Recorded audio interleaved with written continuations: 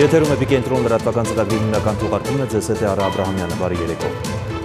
Վարչապետ Նիկոլ Փաշինյանը խորհրդակցություն է անցկացրել, որի ընթացքում ներկայացվել են պետական եկամուտների կոմիտեի գործառույթների արդիականացման ուղղությամբ իրականացված աշխատանքները։ Մինչև օրակարգային հարցերին անցնելը վարչապետը կառույցի գործունեության հետ կապված մի քանի դիտարկում է արել։ Մեր հիմնական քաղաքական առաջնահերթություններից մեկը Հայաստանի քաղաքացիների վերաբերմունքն իրենց վճարած հարկերի եւ հարկեր վճարելու պարտականությունների նկատմամբ փոխելն է, եւ սա մեզ համար ունի ռազմավարական եւ անկյունաքարային նշանակություն մեր կողմից հռչակված տնտեսական հեղափոխության իրականացման համատեքստում, ընդգծել է վարչապետը։ Նա առանձնացրել է աշխատելու երեք ուղղություն՝ քաղաքացիների հետ երկխոսությունը, հարկային արդար համակարգի ստեղծումը եւ ՊԵԿ-ի իմիջի աշխատանքի որակի բովանդակության նկատմամբ քաղաքացիների ունեցած ընկալումը։ Փաշինյանն անդրադարձել է նաեւ վերջին շրջանում կոմիտեի հասցեին հնչող քննադատություններին։ Շատ կարեւոր է, որ կարողանանք փոխել հանրության որոշակի մասի ընկալումը, թե պետեկամուտների կոմիտեն ապրում է իրենց հաշվին եւ իրենց շահերի հաշվին։ Շատ կարեւոր է, որ հանրությունը տեսնի եւ զգա, որ ՊԵԿ-ը անհաղորդ չէ իր հասցեին հնչող քննադատություններին, սկսած շարժու ձևից, աշխատանքի ոճից, ընդհանուր բովանդակությունից եւ կեցվածքից, ընդգծել է վարչապետ Փաշինյանը։ Սա չափազանց կարևոր խնդիր է եւ ես ուզում եմ, որ այս խնդիրը պետական եկամուտների կոմիտեի ղեկավար անձնակազմը եւ նաեւ ամբողջ կազմը գիտակցի եւ ես ակնկալում եմ, որ այս process-ին զուգընթաց հանրության, քաղաքացու եւ պետական եկամուտների կոմիտեի հարաբերությունների փոփոխություն տեղի կունենա եւ պետական եկամուտների կոմիտեն ղեկավար կազմը եւ ընդհանրապես ողջ անձնակազմը ամեն ինչ կանի, որպեսզի հանրության առաջ ներկայանա բոլորովին նոր կերպարով եւ այդ կերպարը չլինի ուղղակի, այսպես ասած, PR գործիք, այլ լինի խորը բովանդակային վերլուծության, քննադատությունների խորը հաշվառման եւ արդարացի քննադատություններին արձագանքման տրամաբանության մեջ։ Սա չափազանց կարեւոր է եւ սա կարող եք ընկալել որպես իմ ուղիղ հանձնարարական, պարոն Նարինյան, ձեզ եւ ընդհանրապես պետական եկամուտների կոմիտեի ողջ կազմին։ Բարգավաճ Հայաստան կուսակցության նախագահ Գագիկ Ծառուկյանն ընդունել է Ռուսաստանի Դաշնության պետական դումայի ԱՊՀ գործերով եվրասիական ինտեգրման եւ հայրենակիցների հետ կապերի կոմիտեի նախագահ Լեոնիդ Կալաշնիկովին եւ նրա առաջին տեղակալ Վիկտոր Ոդոլացկուն։ Հանդիպմանը քննարկվել են հայ-ռուսական հարաբերությունների ամրապնդմանն ու ընդլայնման ուղղված հարցեր։ Գագիկ Ծառուկյանը ներկայացրել է Սոչիում կայացած ռուսական ներդրումային համաժողովի աշխատանքներին իր մասնակցության մանրամասները։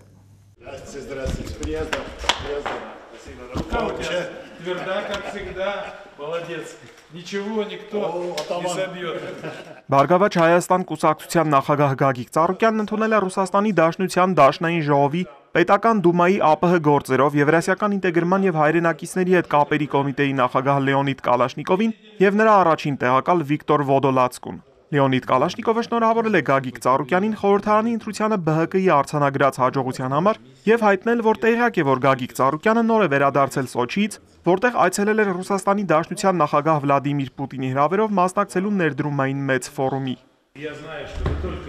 Գիտեմ, որ նոր եք Ռուսաստանից վերադարձել։ Միքայելը մանրամասն պատմել է այդ մասին։ Ձեր հրավերով մենք այստեղ ենք եւ պետք է ասեմ, որ նաեւ ձեր նպատակասլացության շնորհիվ խորհրդարանում ստեղծվեց տարածաշրջանային եւ եվրասիական ինտեգրման հարցերի նոր հանձնաժողովը։ Այլապես ժամանակին մեր որոշ արևմտամետ գործընկերներ կարծես թե մոռացել էին ԽՍՀՄ տարածքի իրենց նախկին գործընկերների մասին։ Մենք միշտ գիտակցել ենք, որ մեր ապագան այստեղ է, մեր հին ընկերների հետ, եւ այն, որ դուք հասաք այդ հանձնաժողովի ստեղծմանը հրաշալի է։ Հիմա ավելի հաճախ կտեսնվենք։ Մենք գիտենք եւ հասկանում ենք ինչ է տեղի ունենում Հայաստանում, ասաց Լեոնիդ Կալաշնիկովը, նշելով, որ Ռուսաստանը հավատում է Հայաստանի ոչ միայն խոսքին, այլև գործին։ Պետդումայի անդամը մասնավորապես դրական արտահայտվեց Սիրիայում Հայաստանի մարդասիրական գործողությունների նկատմամբ։ Մենք ուշադրությամբ հետևում ենք այստեղ տեղի ունեցող իրադարձություններին, ոչ միայն պետական դումայում, այլև այլ հարթակներում։ Պատահական չէ, որ մեր առաջին այցելությունը ձեր հրավերով է եւ ձեզ հետ է, քանի որ դուք մեզ համար իսկական ընկերներ եք, ժամանակի փորձությամբ հաստատված։ Պարոն Ծառուկյան, մենք ձեզ տեսել ենք տարբեր իրավիճակներում եւ լավ գիտենք, որ դուք ոչ թե կենացներ եք ասում Ռուսաստանի հետ եղբայրության մասին, այլ կոնկրետ գործեր եք անում։ Մեր խոսքը գործ է, այսպես արձագանքեց Գագիկ Ծառուկյանը Լեոնիդ Կալաշնիկովի գնահատականին։ ԲՀԿ ղեկավարը շնորհակալություն հայտնեց Դաշնային ժողովի պետական դումայի ԱՊՀ գործերով Եվրասիական ինտեգրման եւ հայրենակիցների հետ կապերի կոմիտեի ղեկավարներին Հայաստան այցելելու հրավերն ընդունելու համար։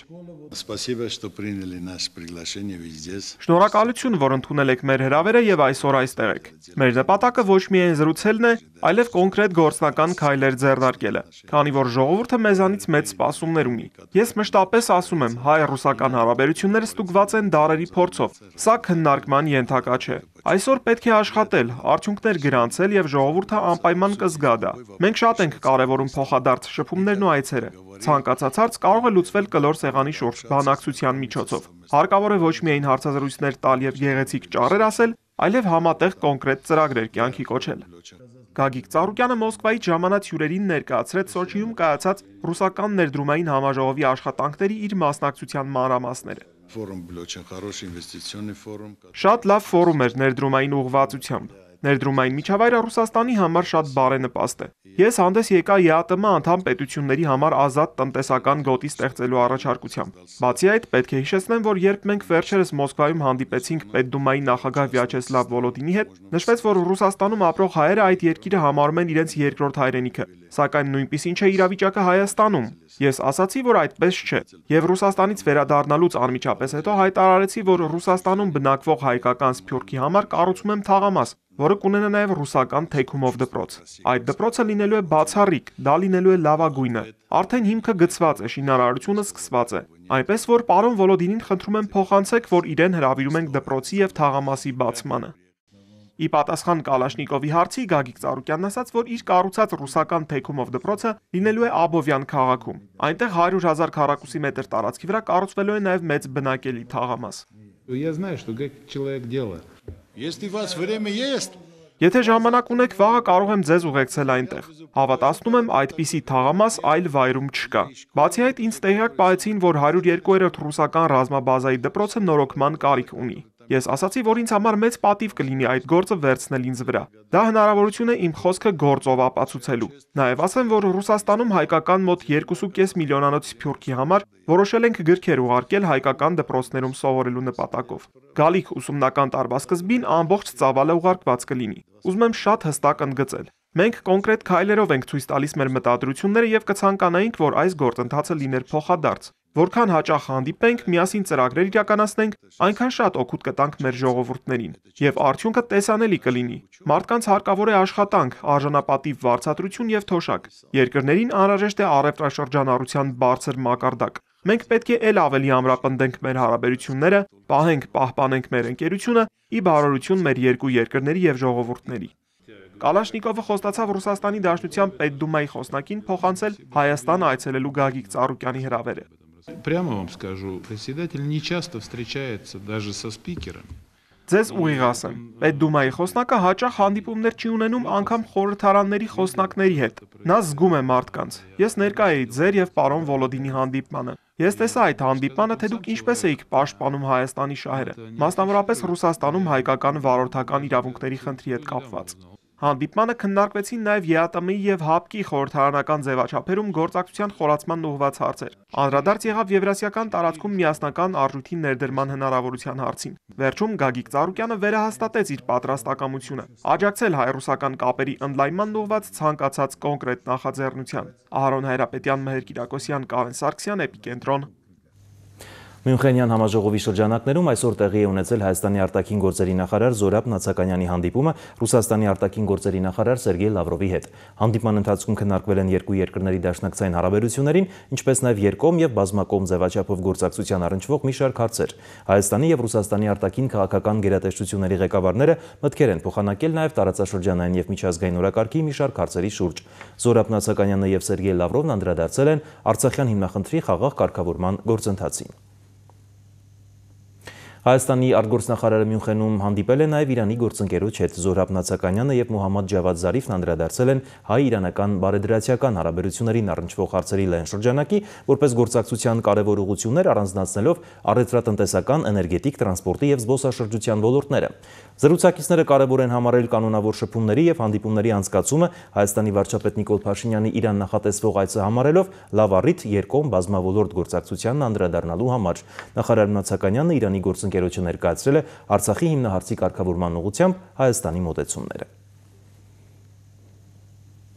Մյունխենում մի շարք հանդիպումներ է ունեցել նաև Հայաստանի նախագահը Արմեն Սարգսյանն այսօր հանդիպել է Քաթարի էմիր Շեյխ Թամիմ բին Համադ Ալ Թանիի հետ։ Քննարկվել է երկկողմ հետաքրքրություն ներկայացնող հարցերի լայն շրջանակ։ Հայաստանի նախագահը եւ Քաթարի էմիրը խոսել են տարբեր ոլորտներում ռազմավարական գործակցության ընդլայնման, սննդի արդյունաբերության եւ ջրային պաշարների արդյունավետ կառավարման հարցերի մասին։ Արմեն Սարգսյանը նշել է, որ երկու երկրներն ունեն փոխգործակցության մեծ հնարավորություններ եւ Հայաստանը կարող է կարևոր դերակատարում ունենալ որակյալ ջրի, առողջ սննդի արտադրության եւ մատակարարման հարցում։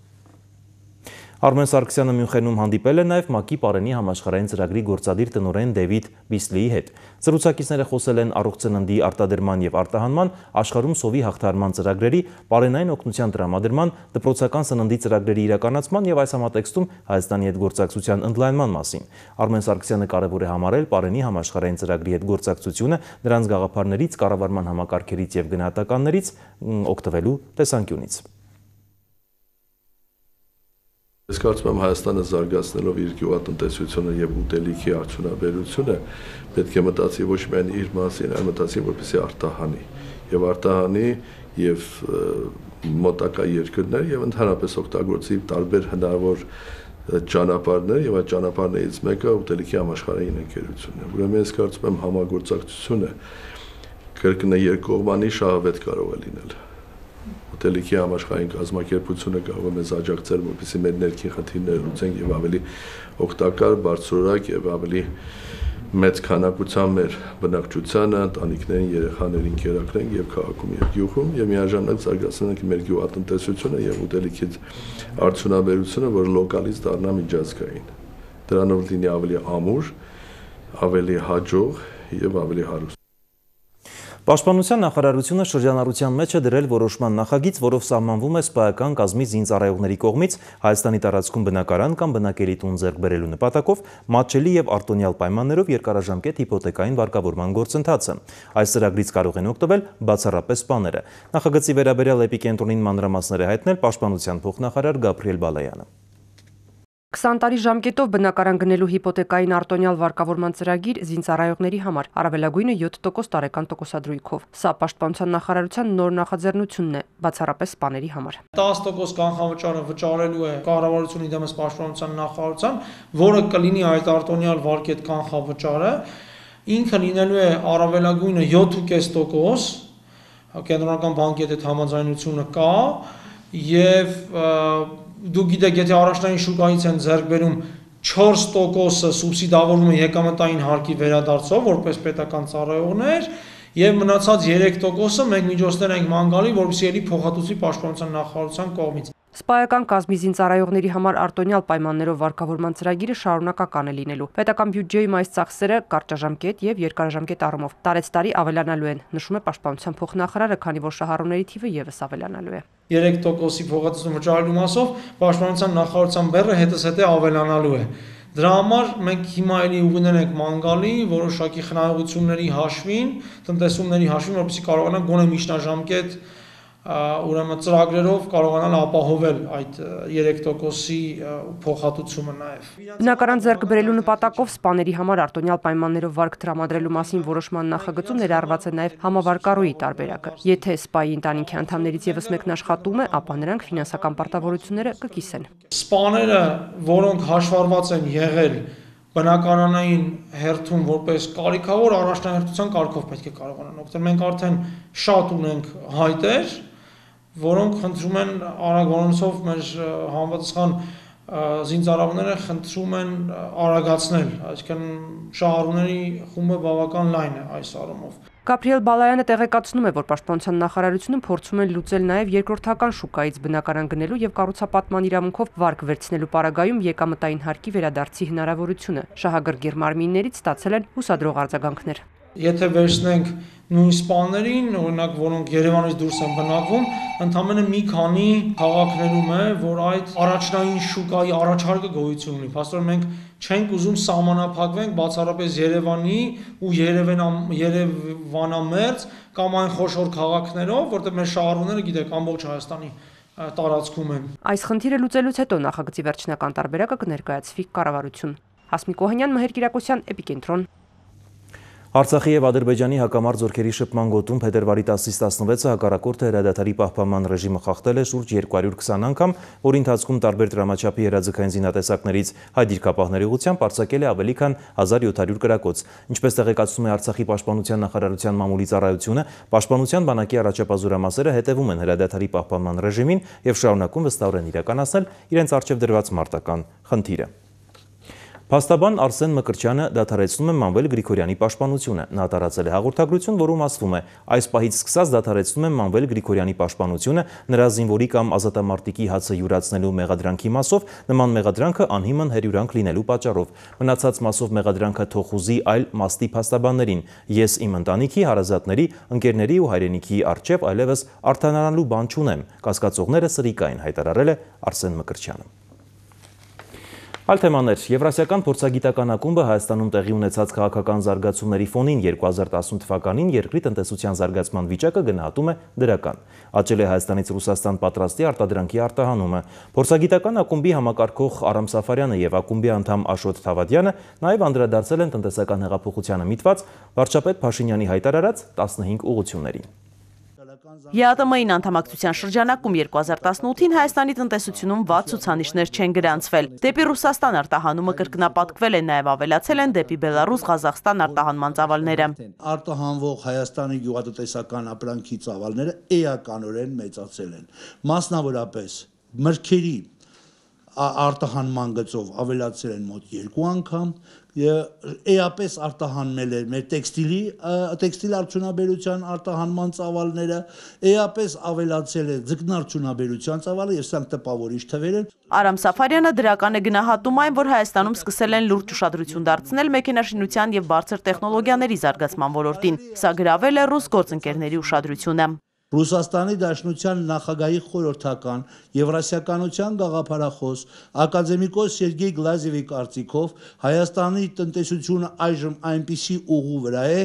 երբ հավակնում է վերականգնել խորհրդային միության շրջանում ունեցած այն բնական առավելությունները, որ մենք ունեինք սարքաշինության, մեքենաշինության, ճշգրիտ մեքենաշինության ոլորտներում։ Հայաստանի իշխանությունը 2019 թվականի համար հայտարարել է տնտեսական հեղափոխության տարի։ Հասարակության մի մասի համար դեռևս հասկանալի չէ, թե ինչպես է դա իրականացվելու։ Հայաստանում պետք է ստեղծել այնպիսի ներքաղաքական իրավիճակ, որը կնպաստի տնտեսական բուռն զարգացումներին, այնպիսի համախառն ներքին արդյունքի տարեկան աճին, որը մեզ հնարավորություն կտա մոտակա մի քանի տարիներում, ոչ միայն բարելավել մեր երկրի սոցիալ-տնտեսական վիճակը, այլ նաև դնել լուրջ խնդիրներ առաջանցիկ զարգացման համար։ Մեր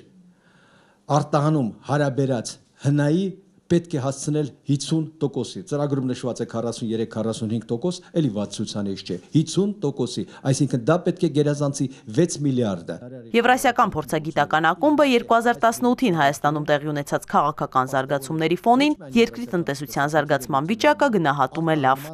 Իզաբելլա Հովանիսյան, Մհեր Կիրակոսյան, Էպիկենտրոն։ Փետրվարի 27-ին Հայաստանի վարչապետը պաշտոնավարման ընթացքում առաջին անգամ պաշտոնական այցով մեկնելու է Իրանի Իսլամական Հանրապետություն։ Իրանագետների գնահատմամբ հայ-իրանական հարաբերությունները բացի քաղաքական գործակցությունից պետք է տեղափոխել նաև տնտեսական դաշտ։ Սլաքը հատկապես պետք է ուղղել գազի ներկրման, երկաթգծի կառուցման վրա։ Իրանագետները նաև խոսել են վերջերս նորից սրված Իրано-ամերիկյան հարաբերություններից եւ Հայաստանի վրա ազդեցությունից։ Իրան-Միացյալ Նահանգներ վատ հարացող հարաբերությունները պատմության մեջ առաջին դեպքը չեն, եղել են դեպքեր, երբ Իրանի դեմ ամերիկյան պատժամիջոցներին նաև այլ երկրներ են միացել։ Իսկ հիմա վերջին շրջանում էլ ավելի սրված հարաբերությունները կարծես միջազգային հանրությանը չեն ներգրավել։ Իրանի դեմ ուղղված ոչ բոլոր տնտեսական պատժամիջոցները քաղաքական եւ նաև քարոզչական պատերազմը արդարացի։ Ինչ սպասել Իրано-ամերիկյան լողացող հարաբերություններից իրանագետներն ասում են, մեծ հաշվով Հայաստանի վրա ազդեցություն չի կարող ունենալ։ Պետք է պարզապես նոր իշխանությունը կարողանա երկու կողմերին բացատրել միմյանց հետ գործակցելու ու պետական շահի հարցը։ Մենք պետք է կարողանանք կրկին Ամերիկայի Միացյալ Նահանգների ղեկավարությանը բացատրել Իրանի Իսլամական Հանրապետության կարևորությունը եւ Իրանի դերը Հայաստանի համար։ Պետք է կարողանանք շատ հստակ հասկացնել այն կենսական նշանակությունը, որն Իրանն ունի մեր համար եւ մենք էլ Իրանի համար բնականաբար։ Հետհեղափոխական Հայաստանում երկրի ղեկավարն առաջին անգամ պաշտոնական այցով ամսվա վերջին մեկնելու է Իրանի Իսլամական Հանրապետություն։ Իրանագետ Ահարոն Վարդանյանն ասում է, երկու երկրների ղեկավարների օրակարգը պետք է շատ լայն լինի։ Բացի քաղաքական հարաբերություններից, տնտեսական հարթությունում մի քանի կարևոր շեշտ պետք է դնել, հատկապես երկաթգծի գազի ներկրման հարցով։ Իրանը միշտ նշում է, որ Պարսից ծոցը Սևծովին կապելու այս միջանցքում Հայաստանին շատ մեծ կարևորություն է տալիս։ Եվ այս համատեքստում շատ կարևոր է նշել դա եւ Իրանին բերել այստեղ եւ ի վերջո այն հյուսիս-հարավը, որ այսքան չարչարկում է եւ այլն, իրանական ներդրողներին փորձել այս գործընթացում ներգրավել եւ կարողանալ համոզել Իրանին, բացատրել դրա կարևորությունը Իրանի համար էլ։ Ըստ նրա, հայ-իրանական հարաբերություններում շատ բան փոխել պետք չէ, քանի որ նախկինում լավ հենք է եղել։ Պարզապես պետք է այդ ֆունդամենտի վրա նոր հարկեր ավելացնել։ Աիդա Կարապետյան, Կարեն Սարգսյան, Էպիկենտրոն։ Սիրո խոստովանություն սիրելի զինվորներին, Սիրահարների Սուրբ Սարգիս տոնին Արարատյան հայրապետական թեմը հյուրընկալել եւ պարգեւատրել է մարտական ծառայությունում աչքի ընկած ժամկետային զինծառայողներին։ Տղաները նաեւ մասնակցել են զինվորների օրհնության կարգին։ Էպիկենտրոնի տեսախցիկի առաջ տղաները խոստովանել են ծառայությունն անցնում է խաղաղ, իրենք ամուր կանգնած են սահմանին, մայրերն էլ շնորհակալություն են հայտնել, որ իրենց տղաները հասուն երիտասարդ են դարձել, սիրած աղջիկներն էլ սեր են խոստովանել եւ ասել, սպասում են իրենց զինվորներին։ Ինչ կնվիրես, հենց հիմա, սենց տեղում, համպատրաստից։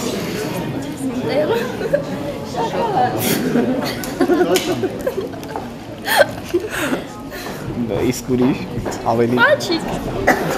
Շուշանի համար նորայրը Շուշաններ չբերեց, բայց հանդիպեցին ու սիրահարվեցին, իսկ թե ոնց հետաքրքիր պատմություն է։ Մոտ է, իրա քուրիկի հետ տենց եկել էր օդպուսկ, նրանց տանը խոհանոցում հաց ենք պատրաստում, որ պիտի ինքը գար ու չենք ճանաչում իրար։ Տենց ինքը եկավ, ծանոթացանք ու սիրահարվեց։ Դե առաջին անգամ էր իրան տեսա այդ օրը մեր տունը, հաջորդ օրը գնում էի նորից ծառայության։ Ու տենց սկսեցինք շփվել, ծանոթացանք։ Սուրբ Սարգսի տոնին սահմանի սիրահար պահապաններն Արարատյան հայրապետական թեմի հյուրերն էին։ Նրանք աչքի են ընկել մարտական բարձր ծառայությամբ, եկել արձակուրդ, մայրերը, քույրերը, սիրած աղջիկները անհամբեր են։ Ոնց է անցնում ծառայությունը։ Շատ լավ, մարտական։ Իրա մեջ շատ բան է փոխվել։ Բարձենում ենք իրանով շատ։ Ավելի հասուն տղամարդ է դարձել։ Ասում էր պետք էր բանակը, յուրաքանչյուր տղամարդու պետք է բանակը։ Տղաները Սուրբ Սարգիս եկեղեցում զինվորների օրհնության կարգին մասնակցեցին, հետո պարգևներ ստացան Արարատյան հայրապետական թեմից, հետո մի քիչ ամաչելով զգոնությունը պահելու համար միայն մի կում գինի խմեցին։ Ինձ առավոտությունն ամեն ինչ նորմալ է, իմացեք որ դուք ստեղ որ լավ եք, մենք իմանում ենք դուք ստեղ լավ եք, մենք էլ ենք հանգիստ եք։ Անբացատրելի, ամեն անգամ որդուս հետ հանդիպումը իմ համար դա տոն է, կապ չունի ինչ առիթով է։ Իրան այս համազգեստով տեսնելը մեկ ասրտի թրթիռ է, չգիտեմ։ Զինվորներին հյուրընկալելն ու պարգևատրելը Արարատյան հայրապետական թեմի ավանդույթներից է։ Շատ կարևոր է, որ հայրենիքի ծառայությունը լինի սիրով ու սա ոչ միայն բնականաբար զինվորներին, այլ բոլորիս է վերաբերում։ Առավելաբար այսօր մեր ուշադրությունը կենտրոնացած է զինվորների վրա, որովհետև սահմանին առաջին գծում կանգնած իրենք են պաշտպանում մեր անդորը։ Վանաձորցի Տիգրանը Հասմիկին մրցույթում տեսավ, սիրահարվեց, Հասմիկը Տիգրանի զինվորական զգեստահակին սիրային արկածներն է պատմում։ Իրար հետ գնացել ենք մրցումների, հետեղ ծանոթացել ենք, ընկերացել ենք, հետո արդեն ավելի լուրջ սկսեցինք շփվել, ճանապարհեցի բանակ։ Կամ տուն հասնեմ, աշխատեմ, երբ որ աշխատանք ունենամ, այդ վաղտել արդեն։ Իսկ ով ավելի համարձակ, ով ավելի սեր կխոստովանի տես աղջիկի առաջ։ Երևի ինքը։ Ես քեզ սիրում եմ, իմ զինվոր։ Ես էլ քեզ։ Զինվորական նվագախումբը վերջին փորձն է անում։ Զինվորներն ու տղա աղջիկ ուժային շուտով շարային կքայլեն Երևանի փողոցներով սիրո եւ խաղաղության համար։